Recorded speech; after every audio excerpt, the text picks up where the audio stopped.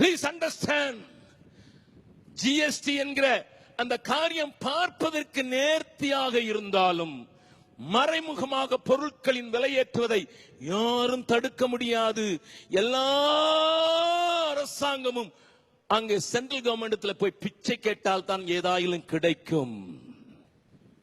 The only intention is to have a control over the whole finance. One. Second, இன்றைக்கு மாத்திரமல்ல, வாஜ்பாயின் காலத்திலே மாத்திரமல்ல, அதற்கு முன்னதாக இருந்த போதும், விபி சிங் அரசாங்கத்தில் இந்த அரசாங்கம் இருந்த போதும் அவர்கள் செய்த ஒரு பெரிய காரியம், the bureaucracy and judiciary should be in our hands. அதிகாரிகளும் நீதிபதிகளும் நம்முடைய சொல்படி ஆட வேண்டும் என்று அவர்கள் விரும்பினார்கள். ஆகையினால் தான் அவர்கள் தங்களுக்கு பிடித்தமானவர்களை, தாங்கள் விரும்புகிறவர்களை, தங்களுடைய கொள்கைகளை ரத்தத்தில் ஏற்றிக் கொண்டவர்களை மாத்திரம் சேர்மனாக, தலைவர்களாக, கமிட்டியில கொண்டு வந்து வைப்பார்கள். இன்றைக்கெல்லாம் அன்றைக்கே நடந்தது. இன்றைக்கு அது அவர்களுக்கு இலகுவாகிவிட்டது. Even look into Delhi. ஜங்குன்னு சொன்னா ஹிந்தியில துரு.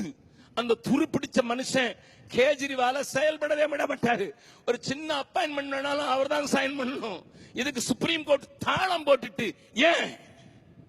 The judges belong to the party Hindutva and the bureaucracy belong to the party Hindutva. அருமையானவர்களே, உங்களை நான் கொஞ்சம் பயிற்சி கொடுக்கிறேன்.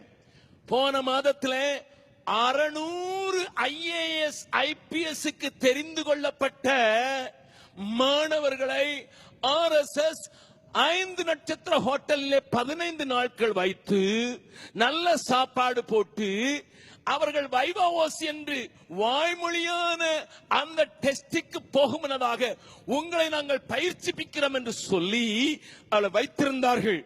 10 நாட்கள் கற்றுக் கொடுத்தது வெறும் ஹிந்துவத்தா. Do you know that? 600 IAS candidates.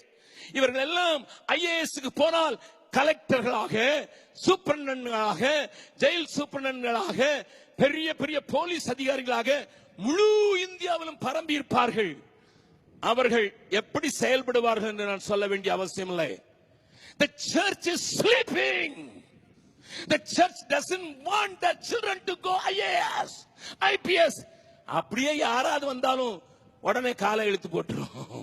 ஏன்னா நம்ம சபை எப்படி தெரியுமா, அவங்க காலேஜிலே படிச்சு இன்ஜினியரிங் பாஸ் பண்ண பிள்ளை அம்மா 10 தச்சுதான் எனக்கு இன்ஜினியரிங் காலேஜ்ல இடம் வாங்கி கொடுத்தாங்க, எனக்கு ஒரு சீட்டு கொடுங்க, எனக்கு ஒரு அப்பாயின்மெண்ட் கொடுங்க, எனக்கு லெக்சரர் பதவி கொடுங்க, நீங்க கேட்கிற பாச நான் தர முடியாது, இப்ப என்கிட்ட காசு இல்ல, எங்க வீடு குடிசை வீடு. செக்ரட்டரி கேட்டாரு, லே செக்ரட்டரி கேட்டாரு, 3 லட்சம் எனக்கு, 5 லட்சம் பிஷப்புக்கு. Listen, I had a letter from that girl. அந்த கடிதத்தை நான் வாசித்திருக்கிறேன். 5 லட்சம் பிஷப்புக்கு, 3 லட்சம் லே செக்ரட்டரி கொடுத்தா உனக்கு சீட்டு கிடைக்கும். அந்த பிள்ளை அழுதுட்டு சொன்னா, எங்க அம்மா பாத்திரம் தேய்ச்சி கை தேஞ்சு போச்சு, குளிர்ல பாத்திரம் கழுவி அவருக்கு முடியாம போச்சு, எங்க அம்மா சாக போற மாதிரி இருக்காங்க, எனக்கு அப்பா இல்ல, எப்படியோ பி படிச்சுட்டேன், ஒரு லெக்சரர் போஸ்ட் காலியா இருக்குல்ல, எனக்கு தாங்க, பணம் இருந்தா வாடி இல்ல போடி. அவ என்ன சொன்னா தெரியுமா, ஐயா எனக்கு நீங்க 5000 சம்பளம் கொடுத்தாலும் 3000 பிடிச்சீங்க, 2000 கொடுங்க, 3000 நீங்க மாசம் மாசம் அடிச்சு எத்தனை மாசம் எவ்வளவு கழிங்களோ அவ்வளவு கட்டுற காய்தான். அடுத்த எலெக்ஷன்ல நான் ஜெயிப்பனா இல்லையான்னு தெரியாது, பிஷப் ரிட்டையர்ட் ஆக போறாரு, உன் பணம் யாருக்கு வேணும்? This is the Christian church condition.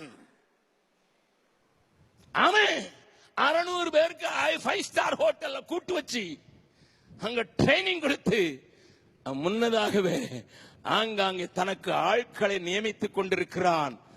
சபை இன்றைக்கு தன்னுடைய மக்களுடைய காலையை தரித்துக் கொண்டிருக்கிறது.